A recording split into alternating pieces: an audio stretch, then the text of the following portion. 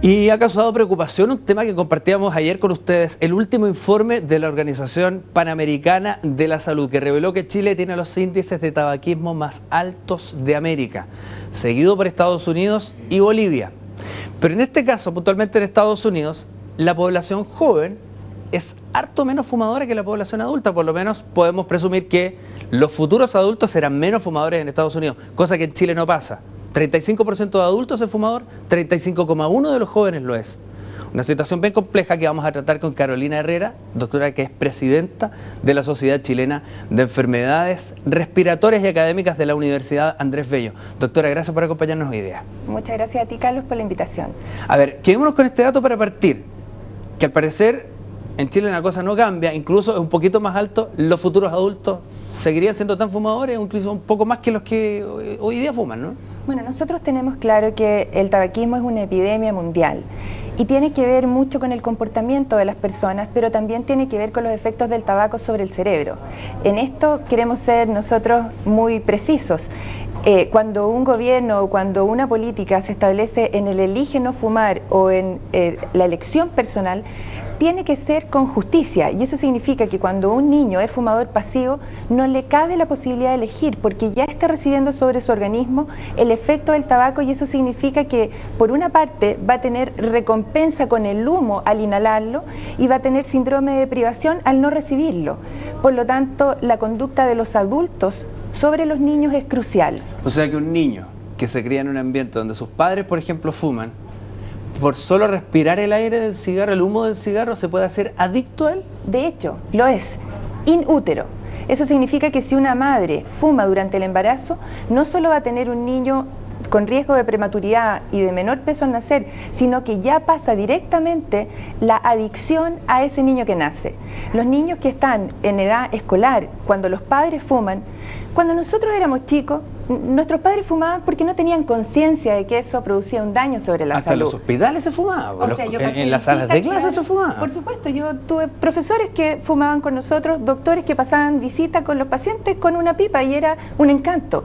Pero resulta que ahora ya ha cambiado el escenario porque el conocimiento se ha ampliado y sabemos que la conducta de los niños que ven a los demás fumar tiene una incidencia precisa en su propia conducta.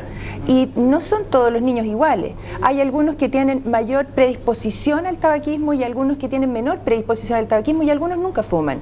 Los que nunca fuman y los que tienen menor predisposición al tabaquismo están relacionados con un perfil de personalidad más firme, de mejor rendimiento escolar, de mejor entusiasmo por los deportes. Aquellos que tienen una condición o un perfil más depresivo, que imitan más, van a tener mayor predisposición y por lo tanto si ven fumar a sus profesores, a sus padres, a la comunidad entera, van a adquirir el hábito mucho más precozmente. O sea que incluso este argumento que se da muchas veces, manteniendo el respeto por aquellos que fuman, en su libertad, ¿no? Que dicen, bueno, pero la decisión es mía, un niño no en esa condición tiene menos libertad en el fondo. No tiene ninguna. No tiene ninguna. Ninguna, porque tú estás invocando, ¿cierto?, la libertad de elegir hacer algo que no le estás dando la posibilidad de elegir cuando él ya inhala el humo de segunda mano. No hay humo bueno, no hay cigarrillo bueno, no hay dosis menor. Eso significa que toda la dosis de inhalación que tú recibes de segunda mano, ni siquiera la recibes con el filtro, la recibes directamente. 50 cancerígenos, 4000 sustancias tóxicas, cada cigarrillo acorta minutos de vida útil. Y no es una cosa imitativa. No es ver al papá o la mamá en el patio fumando y que no respiro ese aire. Es directamente el humo el que me afecta a eso. ¿Y cómo cambia el cerebro del niño? Ambas cosas. Es que es muy interesante porque resulta que cuando uno inhala el humo del tabaco, se estimulan unas zonas del cerebro que producen placer y recompensa. Y por lo tanto uno inhala y uno se siente aliviado. Uno deja de fumar, pasa un rato, quiere fumar y rápidamente se elicitan los síntomas de la deprivación. Por lo tanto es un doble mecanismo. Si nosotros lográramos tener ese mecanismo a la inversa sería una ganancia, pero eso no existe. De tal manera que es un efecto bioquímico que se produce por una parte, pero por otra parte el efecto del aprendizaje y del comportamiento humano también pesa muchísimo. Ahora, que se logra se logra con medidas restrictivas, por ejemplo, con el que no haya simplemente publicidad. En Chile ya se ganó desde el 2005 en adelante una disminución del 42% al 35%, que son cifras horrorosas, pero a algo se ganó. Claro. Este país ha declarado en el gobierno del presidente Piñera que dentro de las estrategias sanitarias de la década se tiene que disminuir un 5% el tabaquismo, que uno piensa que no es una cifra tan grande, pero es una cifra enorme si uno piensa en esta tasa de tabaquismo, el 35% de la población. Doctor, hagamos una proyección de cómo lo han hecho otros países, que no es por estar mirando siempre a los países desarrollados ni querer mirarnos en menos ni nada, pero si usted me decía fuera de cámara que incluso si hacemos la comparación de Chile con los otros de Latinoamérica, incluso ahí estamos muy mal parados. No, muy mal ¿Cómo parados. podemos hacer una proyección de mirada de futuro?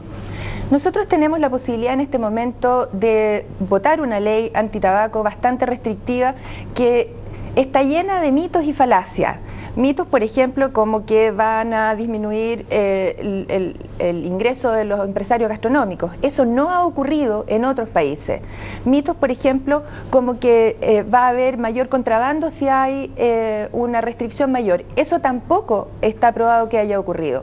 Curiosamente, cuando se intenta votar esta ley, en este momento empiezan a aparecer algunos artículos apócrifos en algunos medios de prensa que no están firmados, que sueltan frases como esa.